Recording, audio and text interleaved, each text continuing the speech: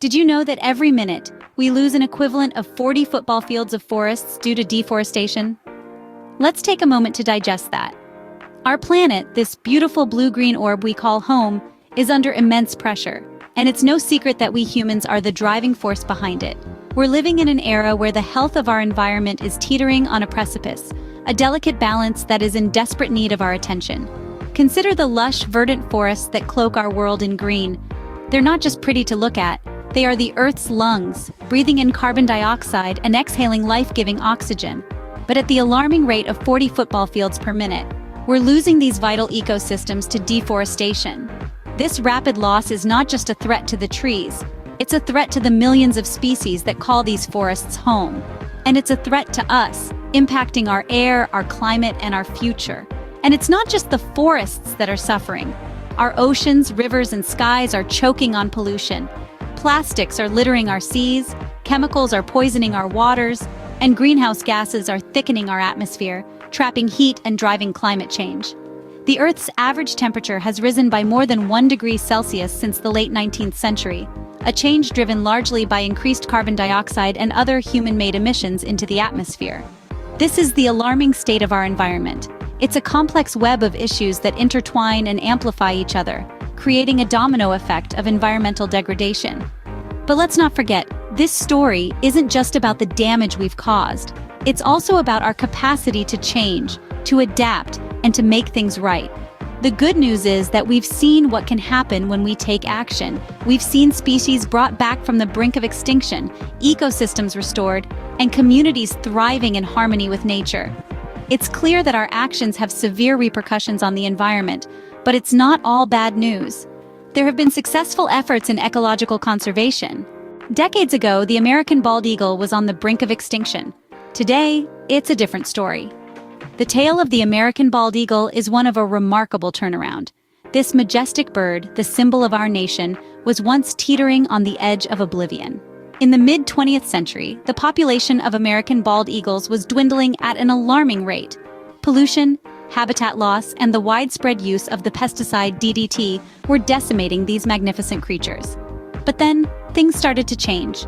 The winds of conservation started to blow, and they blew strong. Laws were put in place to protect the bald eagle. The Bald and Golden Eagle Protection Act, the Migratory Bird Treaty Act, and the Endangered Species Act all played pivotal roles in safeguarding these birds. These laws not only protected the eagles themselves, but also their nesting sites and feeding grounds. In tandem with these protective laws, the banning of DDT in 1972 was a major turning point. DDT, a pesticide, had been causing eagles to lay eggs with thinner shells, leading to a massive decline in successful hatches. With the banning of DDT, eagle populations started to rebound. Habitat protection also played a crucial part in the eagle's recovery. Conservationists and government agencies worked tirelessly to preserve and restore eagle habitats. This meant safeguarding nesting sites, ensuring a steady food supply, and protecting these areas from human interference. The results of these concerted efforts were nothing short of miraculous. From a mere 417 nesting pairs in the lower 48 states in 1963, the American bald eagle population has now soared to over 10,000 nesting pairs. This inspiring comeback story of the American bald eagle is not just about a bird. It's a story about us, about what we can do when we take action, when we decide to care. It serves as a powerful reminder that when we respect and protect nature, nature thrives. The comeback of the American bald eagle is a testament to what we can achieve when we put our minds to it. The Great Barrier Reef, the world's largest coral reef system, was once declared dead, but it's now showing signs of recovery. A phoenix rising from the ashes, if you will. This is a testament to the resilience of nature and the effectiveness of concerted conservation efforts. The restoration of the Great Barrier Reef is a complex task, requiring a multifaceted approach. One of the most innovative methods being used is coral gardening. This involves growing corals in nurseries, then transplanting them to the reef. Coral gardening has shown promising results in other parts of the world, and it is hoped that it will help restore the Great Barrier Reef to its former glory. But the restoration process is not just about adding new corals, it's also about protecting what's already there. Stricter fishing regulations have been put in place to prevent overfishing and damage to the reef. These regulations have been crucial in allowing the reef to recover, providing the space and time for the corals to regrow, and for fish populations to rebound. And of course, we can't talk about the restoration of the Great Barrier Reef without discussing climate change. The warming of our oceans has had a devastating effect on coral reefs worldwide, leading to mass bleaching events. Mitigating climate change is therefore an integral part of reef restoration efforts. This is being addressed through a combination of local, national, and international initiatives aimed at reducing greenhouse gas emissions and promoting sustainable practices. The work being done to restore the Great Barrier Reef is a beacon of hope in a world faced with increasing environmental challenges. It's a testament to what we can achieve when we combine scientific innovation with policy and public support. The restoration of the Great Barrier Reef shows that it's never too late to save our ecosystems. So let's keep pushing forward, because there are many more victories to be won in the fight to preserve our planet. The Amazon rainforest, often referred to as the lungs of the earth, has been heavily deforested, but hope is not lost. The tale of the Amazon rainforest is a story of resilience. Over the past few decades, vast swaths of this vibrant ecosystem have been stripped bare, causing a loss of biodiversity and contributing to global climate change. But a new chapter in this narrative is emerging, one of regeneration and rebirth. In the face of adversity, humans are harnessing innovative technologies and ancient wisdom to restore the Amazon to its former glory. One such tool that is playing a pivotal role in this transformation is drone technology.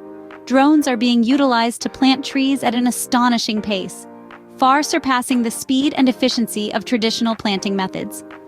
These flying robots are not only capable of planting thousands of trees in a single day, but they also have the ability to access hard-to-reach areas, ensuring that no corner of the forest is left untouched. But technology alone is not the savior of the Amazon rainforest. The heart of the restoration efforts lies in the hands of the indigenous communities. These communities have lived in harmony with the rainforest for thousands of years, and their intimate knowledge of the ecosystem is proving invaluable in the fight against deforestation. They are working tirelessly to protect their home, planting trees, patrolling the forest to prevent illegal logging, and educating others about the importance of conservation. These efforts are starting to bear fruit. The Amazon rainforest, once a symbol of rampant deforestation, is gradually regaining its lush green cover. New life is sprouting, biodiversity is bouncing back, and the lungs of the earth are slowly but surely starting to breathe again. The rebirth of the Amazon rainforest is proof that we can reverse the damage done to our environment. It's a testament to the power of human ingenuity and the indomitable spirit of nature. And it's a beacon of hope, shining brightly in the face of the immense environmental challenges we face today. You might be wondering, what can I do to help? The answer is a lot. Each one of us has a role to play in ecological conservation. The beauty of our actions is that they don't have to be monumental to make a difference. Let's start with reducing waste. It's as simple as rethinking our consumption habits. Do we really need to buy that item wrapped in layers of plastic? Perhaps we could choose a product with less packaging, or better yet, bring our own reusable bags or containers. Next up, recycling. It's more than just sorting your trash. It's about giving used items a new lease on life, preventing them from ending up in our already overflowing landfills. Make recycling a routine. It's a small act, but when multiplied by millions of people, the impact can be tremendous. But what about the things we buy? Here's where supporting sustainable businesses comes into play. These are companies that prioritize the environment in their operations, from sourcing raw materials to production, and even to their waste management. By choosing to spend our money on their products, we're casting a vote for a greener planet. Lastly, advocating for environmental policies. This might sound intimidating, but it really isn't. It can be as simple as signing an online petition, attending a local town hall meeting, or voting for leaders who prioritize the environment. Remember, ecological conservation is a shared responsibility. It's not just up to the scientists, or the politicians, or the big corporations. It's up to us too. We're all inhabitants of this planet, and it's in our hands to ensure its health for generations to come. So, let's step up. Let's be conscious of our actions and their impacts. Let's make choices that respect and protect our environment, because at the end of the day, every action counts, no matter how small it may seem. The stories of successful ecological conservation show us that change is possible. Change isn't just possible, it's imperative. We are at a pivotal moment in history, a moment where our actions can make or break the future of our planet. The examples we've explored today give us hope, but they also underscore the urgency of the situation. Each of us has a role to play in this grand narrative of ecological conservation. You might be wondering, what can I do? The answer is a lot.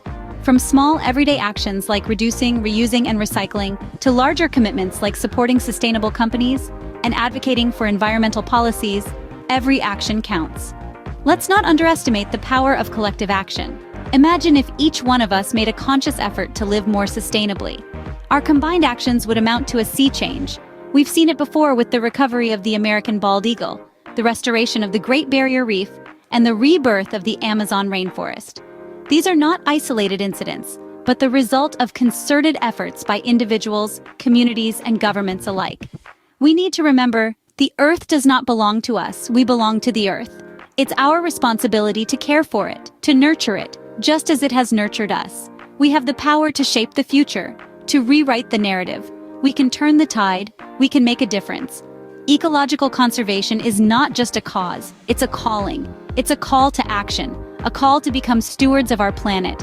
It's a call that we must answer, not tomorrow, not in a year, but right now. The clock is ticking and every second counts. The future of our environment is in our hands. It's time to take action. Because if not us, then who? And if not now, then when?